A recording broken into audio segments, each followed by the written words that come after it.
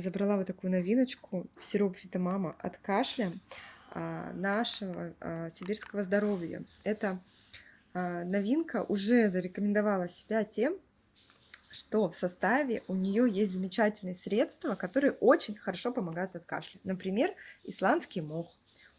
Он и антибактериально, и успокаивает слизистую, и легче становится откашляться, то есть мокрота хорошо отходит. Буквально 2-3 дня приема такого препарата, и вы уже чувствуете себя намного лучше.